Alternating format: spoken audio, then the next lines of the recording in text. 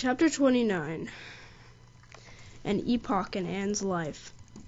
Anne was bringing the cows home from the back pasture by way of Lover's Lane. It was a September evening, and all the gaps and clearings in the woods were brimmed up with ruby sunset light. Here and there the lane was splashed with it, but for the most part it was already quite shadowy beneath the maples, and the spaces under the firs were filled with a clear violet dusk like airy wine. The winds were out in their tops, and there is no sweeter music on earth than that which the wind makes in the fir trees at evening.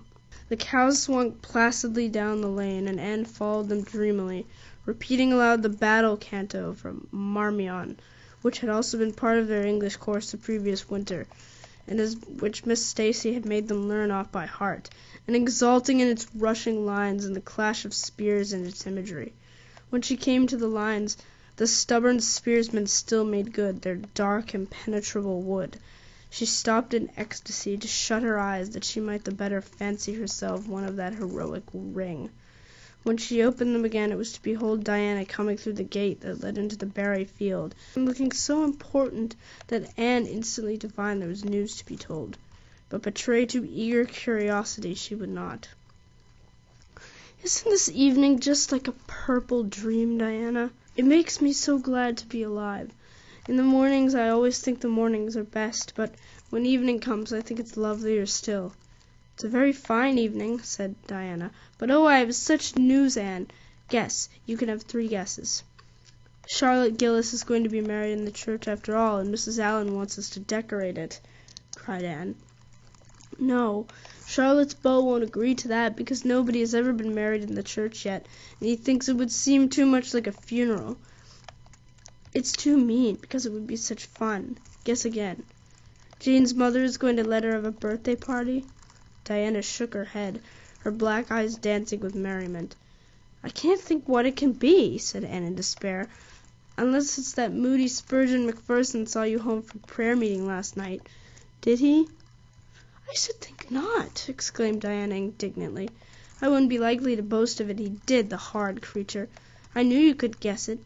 Mother had a letter from Aunt Josephine today, and Aunt Josephine wants you and me to go to town next Tuesday and stop with her for the exhibition. There!" "Oh, Diana," whispered Anne, finding it necessary to lean up against a maple tree for support. "Do you really mean it? But I'm afraid Marilla won't let me go. She will say that she can't encourage gadding about.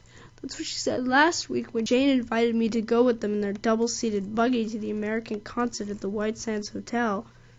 I wanted to go, but Marilla said I'd be better at home learning my lessons, and so would Jane. I was bitterly disappointed, Diana.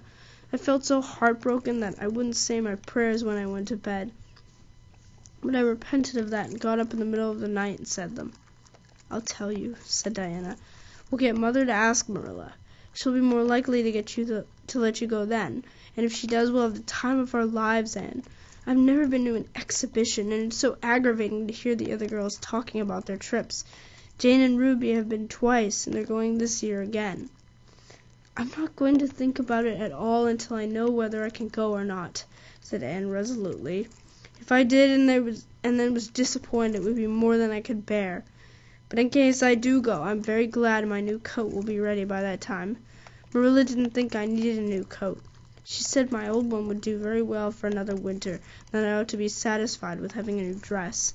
The dress is very pretty, Diana, navy blue and made so fashionably. Marilla always makes my dresses fashionably now, because she says she doesn't intend to have Matthew going to Mrs. Lynde to make them. I'm so glad.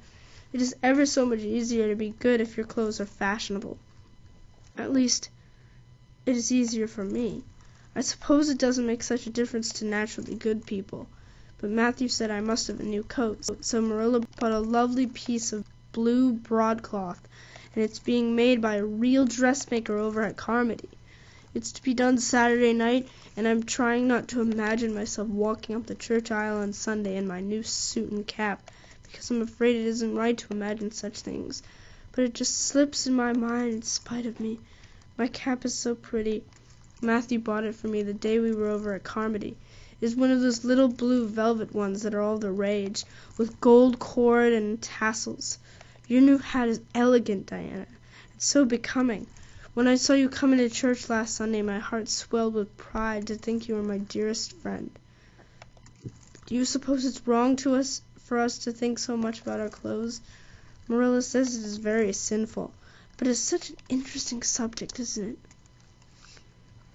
Marilla agreed to let Anne go to town, and it was arranged that Mr. Barry should take the girls in on the following Tuesday. As Charlottetown was 30 miles away and Mr. Barry wished to go and return the same day, it was necessary to make a very early start. But Anne counted it all joy and was up before sunrise on Tuesday morning. A glance from a window assured her that the day would be fine, for the eastern sky behind the firs of the haunted wood was all silvery and cloudless. Through the gap in the trees a light was shining in the western gable of Orchard Slope, a token that Diana was also up.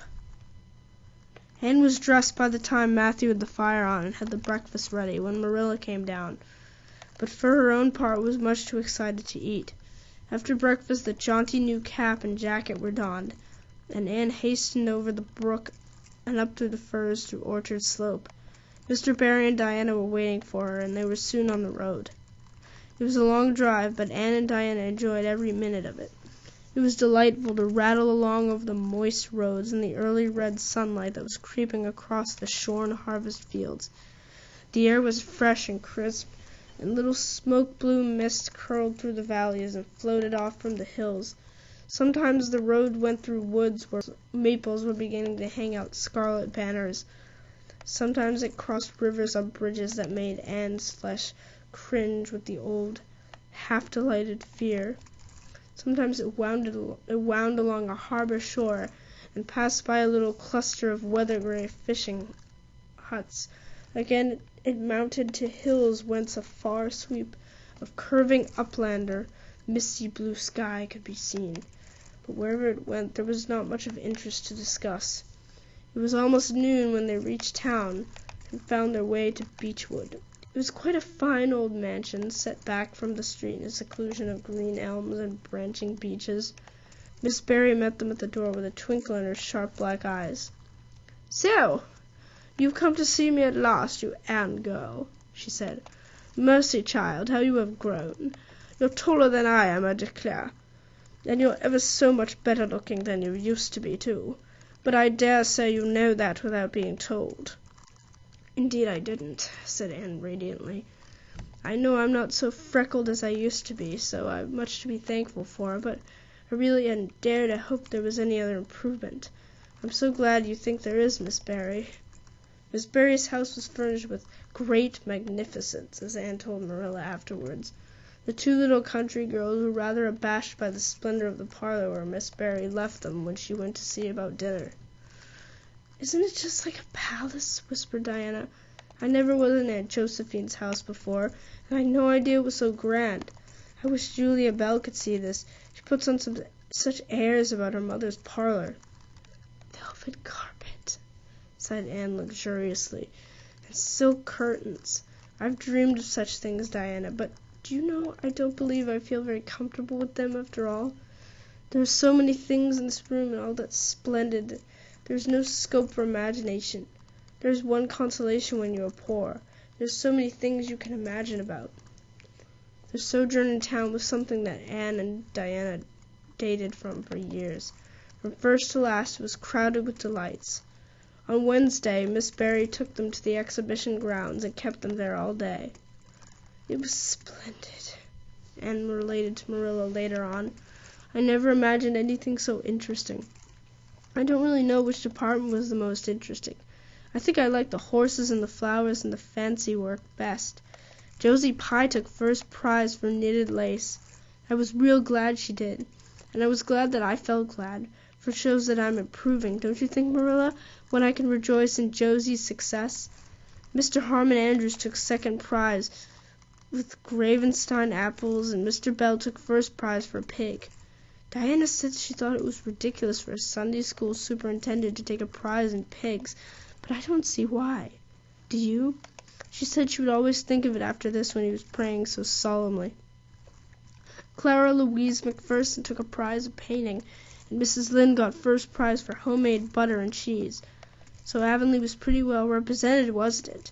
Mrs. Lynde was there that day, and I never knew how much I really liked her until I saw her familiar face among all those strangers. There were thousands of people there, Marilla. It made me feel dreadfully insignificant. And Miss Barry took us up to the grandstand to see the horse races.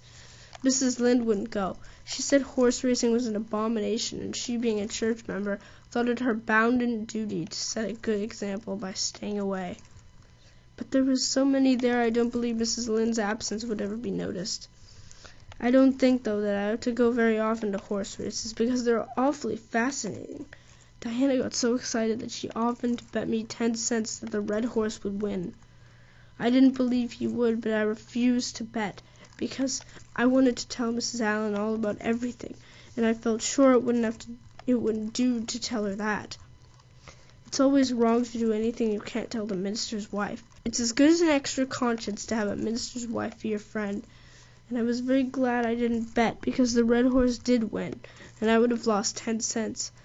So you see, the virtue was its own reward. We saw a man go up in a balloon. I'd love to go up in a balloon, Marilla. It would be simply thrilling. And we saw a man selling fortunes. You paid him 10 cents and a little bird picked out your fortune for you. Miss Barry gave Diana and me 10 cents each to have our fortunes told. Mine was that I would marry a dark-complected man who was very wealthy, and I would grow across water to live. I looked carefully at all the dark men I saw after that, but I didn't care much for any of them. And anyhow, I suppose it's too early to be looking out for him yet. And, it was a never-to-be-forgotten day, Marilla. I was so tired I couldn't sleep at night. Miss Barry put us in the spare room, according to promise. It was an elegant room, Marilla, but somehow sleeping in a spare room isn't what I used to think it was. That's the worst of growing up, and I'm beginning to realize it. The things you wanted so much when you were a child don't seem half so wonderful to you when you get them. Thursday, the girls had a drive in the park, and in the evening Miss Barry took them to a concert in the Academy of Music, where a noted prima donna was to sing. To Anne, the evening was a glittering vision of delight. Oh, Marilla, it was beyond description. I was so excited I couldn't even talk, so you may know what it was like. I just sat in enraptured silence. Madame Selitsky was perfectly beautiful, and wore white satin and diamonds. When she began to sing, I never thought about anything else. Oh, I can't tell you how I felt, but it seems to me that it can never be so hard to be good anymore. I felt like I do when I look up to the stars. Tears came into my eyes, but they were such happy tears. I was so sorry when it was all over, and I told Miss Barry I didn't see how I was ever going to return to common life again. She said she thought if we went over to the restaurant across the street and had an ice cream, it might help me. That sounds like so prosaic, but to my surprise I found it true. The ice cream was delicious, Marilla, and it was so lovely and dissipated to be sitting there eating it at 11 o'clock at night. Diana said she believed she was born for city life. Miss Barry asked me what my opinion was, but I said I'd have to think it over very seriously before I could tell her what I really thought. So I thought it over after I went to bed. That is the best time to think things out, and I came to the conclusion, Marilla, that I wasn't born for city life, and I was glad of it.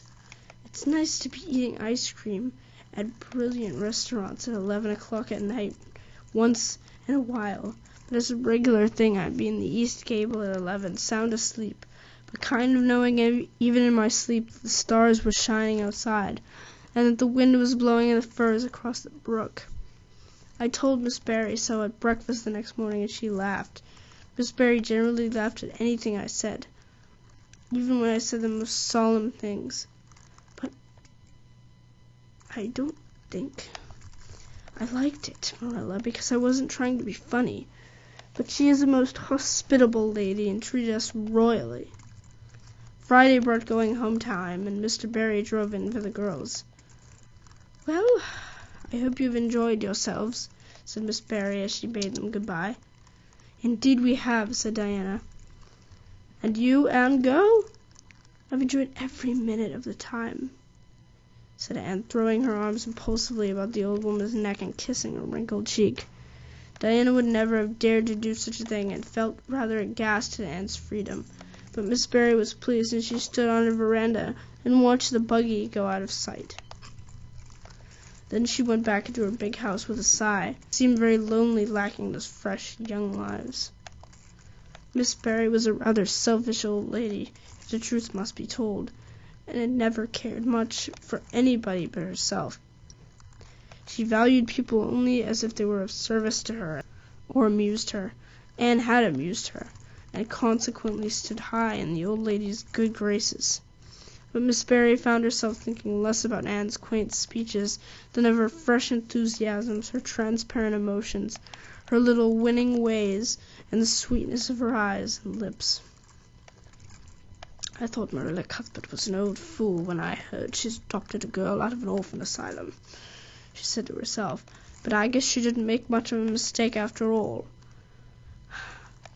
If I had a child like Anne in the house all the time, I'd be a better and happier woman." Anne and Diana found the drive home as pleasant as the drive in. Pleasanter indeed, since there was the delightful consciousness of home waiting at the end of it. It was sunset when they passed through White Sands and turned into the shore road. Beyond, the Avonlea hills came out darkly against the saffron sky. Behind them the moon was rising under the sea that grew all radiant and transfixed in her light. Every little cove along the curving road was a marvel of dancing ripples. The waves broke with a soft swish on the rocks below them, and the tang of the sea was in the strong, fresh air.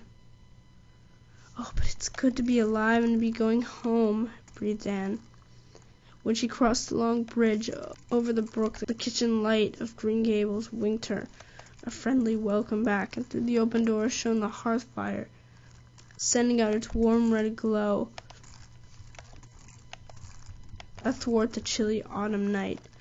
Anne ran up blithely and up the hill and into the kitchen, where a hot supper was waiting on the table. "So, you've got back," said Marilla, folding up her knitting. "Yes, and oh, it's so good to be back," said Anne joyously. "I could miss everything, even to the clock.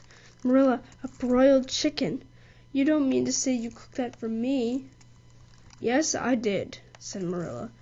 I thought you'd be hungry after such a drive and need something real appetizing. Hurry and take off your things, and we'll have supper as soon as Matthew comes in. I'm glad you got back, I must say. It's been fearful lonesome here without you, and I never put in 4 longer days." After supper, Anne sat before the fire between Matthew and Marilla and gave them a full account of her visit. "I've had a splendid time," she concluded happily, "and I feel as though it marks an epoch in my life. But the best of it all was the coming home.